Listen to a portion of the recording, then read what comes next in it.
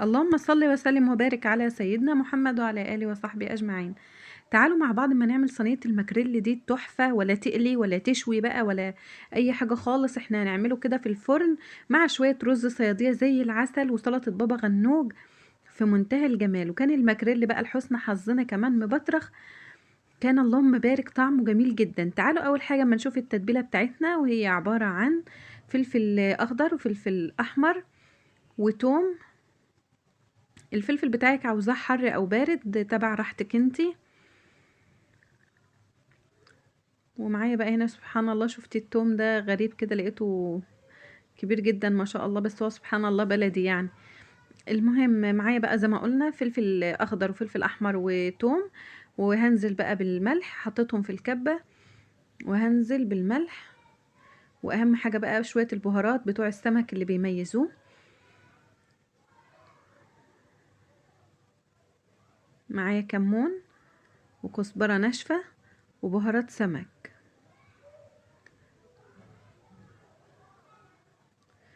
يبقى انا حطيت ملح وكمون وكزبرة ناشفة و اللهم صل وسلم وبارك على سيدنا محمد. ملح وكمون وكزبرة ناشفة وفلفل اخضر وفلفل احمر والثوم وضربتهم والخل وضربتهم في الكبة. معايا هنا 3 حبات كده من السمك المكاريل، وغسلته ونقعته في شوية مية بدقيق كده علشان ريحة الزفارة بتاعته، ونضفته كويس من جوه وبره وكده، وقصيت الزعانف يعني وقطعته شرايح كده بس من جهة واحدة بس.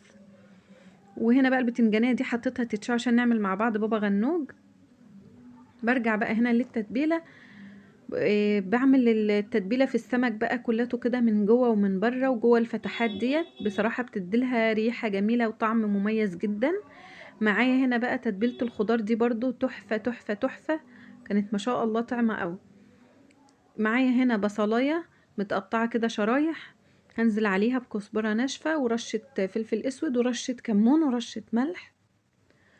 وهبتدي برضو ان انا عفوا ادعك البصلة بقى دي كلها كده بشوية البهارات برضو بتوع السمك اللي احنا ضفناهم دول.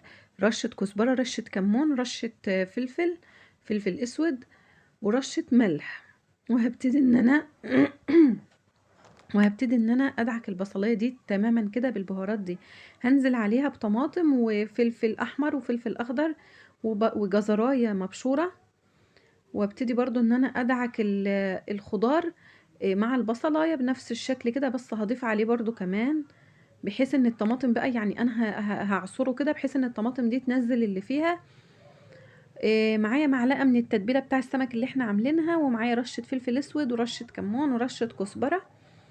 وهبتدي ان انا اقلب كده الكلام ده كله مع بعض، وده تبقى فرشة للسمك وهتبقى جوسي جدا، هتاكلي منها مع الرز كده هتبقى في منتهى الجمال. ومعايا ليمونه هنا كده متقطعه شرايح، الافضل ان انتي ما تعصرهاش لان الليمون لما بتعصر وبيدخل الفرن بتحسيه بيمرر، فالافضل ان انتي تقطعيها شرايح كده. ومعايا برضو معلقه من الصلصه وعليها معلقه من الزيت. وهبتدي ان انا اعملها كده على وش السمك بحيث يبقى لونه حلو، وهدخلها الفرن على رف الوسطاني. مش هتاخد منك اي وقت خالص. هنروح بقى هنا باذن الله للبابا غنوج، كانت استوت معايا قشرتها، نزلت عليها بنص ليمونه وملح وبابريكا. دي معلقه من التتبيله بتاعت السمك اللي احنا كنا عاملينها برضو، بابريكا وكمون وكزبره وشويه زيت وشويه خل. وهبتدي ان انا اقلبهم كده مع بعض. ومعايا برضو معلقه طحينه كده، هبتدي ان انا انزل بيها واقلبها معاها، وتبقى كده البابا غنوج خلصت معانا. على ما الصينيه بتاعتي في الفرن تخلص اكون باذن الله خلصت البابا غنوج، والرز كمان باذن الله نعمل شويه رز صياديه زي العسل فعلا. وكده البابا غنوج هي كمان خلصت معانا. اول حاجه معايا بقى هنا عشان نعمل الرز معلقه واحده من السكر، واسيبها على النار كده تتكرمل. هنا معلش بقى الكاميرا مش مظبوطة خالص، ولكن هي معلقة سكر وسبتها بس على النار تتكرمل. هنا الناحية التانية البصلة في معلقتين زيت، وهسيبهم برضو لغاية ما يبقى لونها مذهب بالشكل ده. وهنزل عليها بمعلقة صوص باربيكيو ومعلقة من التتبيلة بتاعة السمك اللي احنا برضو كنا عاملينها للسمك، هاخد منها معلقة للرز. هنزل بالمية، وبعد كده هبتدي ان انا معلقة السكر اللي كرملناها هنزل بيها في الميه. تمام كده. مع السكر مش عايزاها تتحرق، انا عايزاها تتكرمل بس، يبقى لونها مذهب كده كأنها كراميل كده، وتنزلي بيها في الرز. مش بيبقى مسكر ولا اي حاجة، بس بتديله برضو لون وطعم حلو جدا. ومعايا بقى هنا شوية كزبرة وشوية كمون وشوية ملح وصويا صوص. وهسيب الكلام ده بقى كله كده يغلي. لما يغلي هنزل بالرز بتاعي. ودوقي بقى شوية رز صيادية في منتهى الجمال.